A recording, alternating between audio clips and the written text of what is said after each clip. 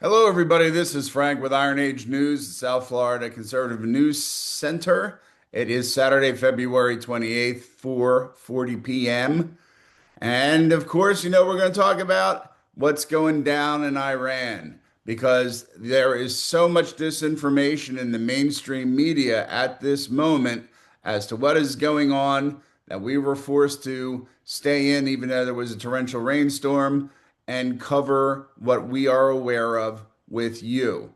Because the headlines are War with Iran, regime change, Iraq 2.0. The Wall Street Journal, I don't even trust them to put correct stock prices in anymore. And they are one of the worst offenders in this one, but kind of what you expect at this point. And as usual, the loudest voices are either panicking or cheering for the wrong reasons. So let's slow it down and break it apart. We're going to give you some information that we have received from overseas because it is better to get information from the mouth of babes in that area. So let's slow that down. Like I said, what has happened, who was hit, who wasn't hit.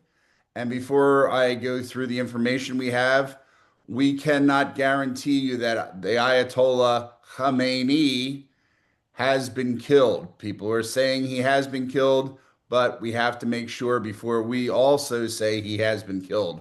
Although I think the Israelis dropped 35 500-pound bombs on his house, makes it a little hard for you to get out. But that aside, put that one aside and let's go through everything else that we know. So early this morning, the United States and Israel launched coordinated strikes across Iran under what is being reported as Operation Epic Fury. President Trump must have come up with that one himself. There used to be a generator, so you didn't know what was going on, but we're back to naming him again. President Trump addressed the nation and made a few things very clear. Go watch the president's statements that occurred right around the time of kickoff because it's important when people lie.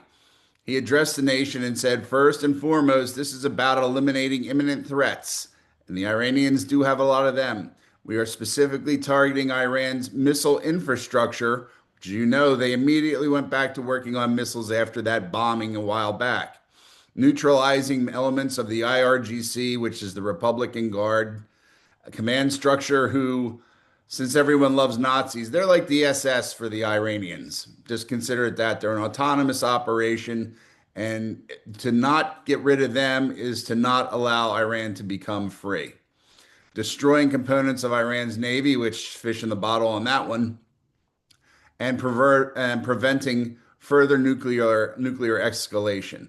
And what he did not say, which you should also know, is that we are invading. He did not say we are occupying. He did not say we are rebuilding.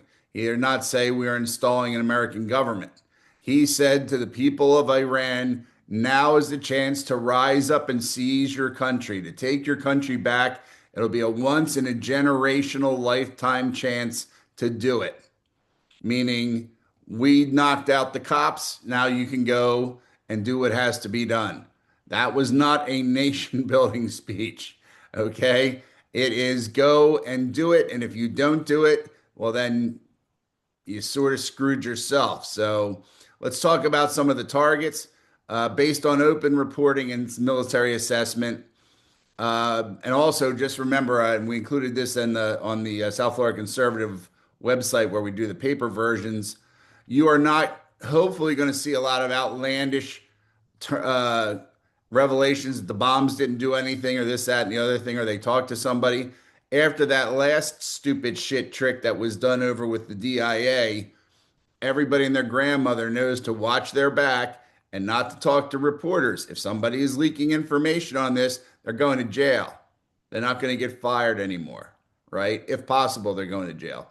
If not, they're going to be fired and will never work in the industry until the Democrats take over again. Okay, so based on what we know, the strikes focused on the leadership and command nodes. Israeli sources are claiming high-level IRGC commanders were eliminated. There are even reports of strikes near the Supreme Leader's compound, though confirmation is still fluid, as we talked about earlier. This is what they call decapitation targeting. That is not territorial conquest. Ballistic missile sites, cruise missile storage facilities, missile production centers, we're all under the bomb sight because Iran's real leverage in the region is its missile capacity and proxy strike networks. You don't need to occupy a country to break that capability. So they went in there and they were bombing those. Trump specifically mentioned that he was going to neutralize the Iranian Navy, which were fast attack boats in the Strait of Hormuz. They have anti-ship missile systems, mine laying capabilities. I think they have stuff around the size of a frigate. Those are all tools of escalation or for piracy or for whatever they want to do. And Trump said, we are removing them. And that will cut down the ability for Iran to choke any global oil transit. And before anything else, the air systems were targeted. And that would have been classic doctrine. So they suppressed the radar and SAM batteries first.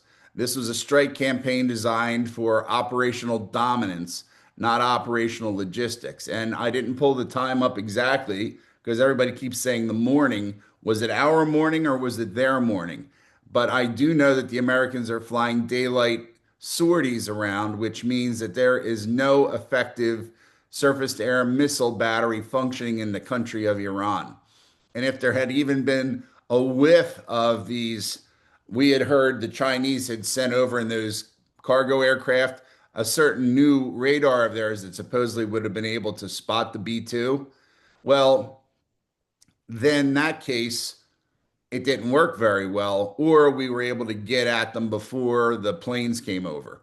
Never underestimate insurgents wandering through the streets of whatever town and blowing these things up and shooting Chen and Li and Fang in the back of the head.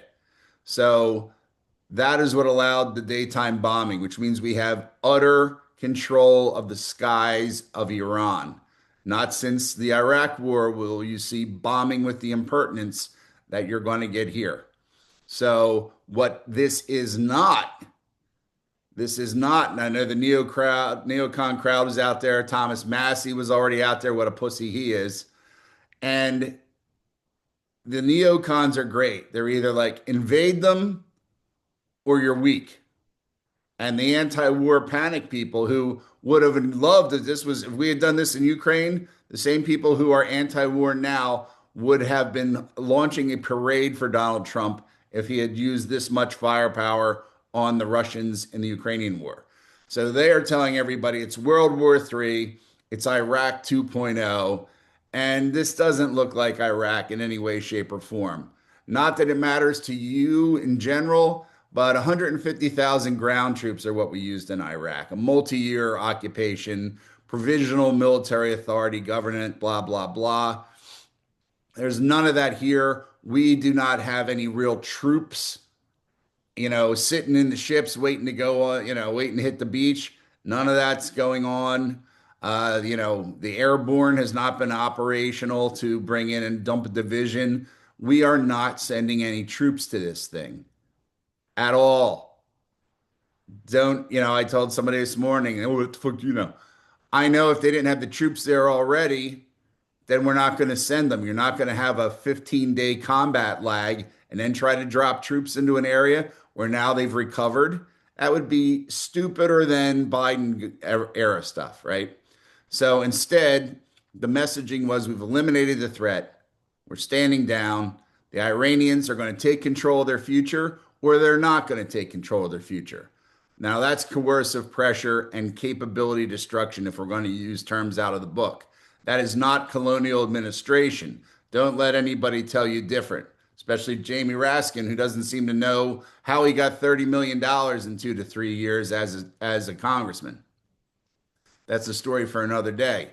So Iran, of course, started whipping missiles out while it can, which would be panic launching. They're realizing this place could be under 15 pounds of rubble in about 10 seconds. They have launched missiles into Bahrain, Qatar, Kuwait, the Emirates, and Israel, some of which have landed. You've seen the video. You'll probably see more video of that because Arabs took those videos and they immediately post them onto their sites because it shows Allah is still with the Iranians. Because you don't see Iran where, in general, The restraint of bombing, again, is very, I hate to say Israel-like, but very much Israel-like restraint of bombing. The B-52s were not called in. If they were done out in the desert, and you're never going to see it. So those countries were all hit. What people should realize is when you hear Bahrain, Qatar, Kuwait, and the UAE, these are Muslim countries. These are Muslim countries that are sick of these fucking Iranian mullahs, right? That's what people aren't getting. And they drop some shit on Jordan too, I'm pretty sure. But that's what you have to understand and take away from this. It's no longer just the monolithic Islam against the West, in this case, anyway. It is the United States against Iran by itself. Look at the pictures they will show you on television of where the disposition of the naval warships are off the coast. If you will notice that one long piece, that's Yemen. Yemen hasn't even been allowed to fart in public since this morning. Least they be wasted, for lack of a better term. That's a scientific term for it. If any of these little puppet dictatorships that operate under Iran say boo in the mirror, they are going to get schwacked. And they will use the B-52s on them because nobody cares. Okay? So in this missiles attack to the Gulf states, several of them were intercepted. You saw like I said, the hits on the different bases that were out there. The airspace is now closed. You know, the markets are going to react as best they can on a Saturday. Oil, once again, that's just kind of trying to make money on it. That's a sucker bet. And here's what did not happen. No mass casualty event reported in the United States or at U.S. bases as of now. No successful catastrophic strikes, Iran versus Americans, Iran versus any of our allies as of now. No regional state breaking the alliance, which any of these states that were hit by missiles deciding that they want to embrace the Islamism that is pushed by Iran. Has not happened as of now. That suggests the defensive posture worked. They know we are not going to go in. And here's a deeper layer for you. And because you can put most of this to rest for the rest of the weekend, unless all of a sudden, well, it doesn't matter. We're not talking about that. Here's the deeper layer. Iran has been facing increasingly internal instability, economic pressure. The youth is out in the street. All the signs of revolution are there. They were afraid of the IRGC, and I am too, and you would be as well. But once you start pounding their houses into powder, and any group of 20 guys that we know are IGC are going to get hit with a Hellfire missile or something like that, the chance of these people getting into the street and occupying the seat of government is very high. Once again, Trump's message to the Iranian people was, we are not here to occupy you. We are here to remove the regime's capacity to threaten. So there you have some psychological warfare layered onto kinetic warfare. All right. It's the regime fractures internally. We don't need to own Tehran. Okay. We are just there to make sure that the missile factories stop making missiles. And could this escalate? And everyone's like, well, yeah, it's going to turn into World War III. No, it's not going to do that. But of course it could. Hezbollah is active. Iraqi militia are active. Cyber retaliation. You have disruption of the energy market. There's a number of things. Hezbollah, of course, will be everyone's favorite because they'll be associated. Some Muslim Brotherhood nonsense will go on here. If they are dumb enough to do anything in the United States and we can link Muslim Brotherhood to it, all their dreams of silently coming in and fucking the Americans in their sleep is over.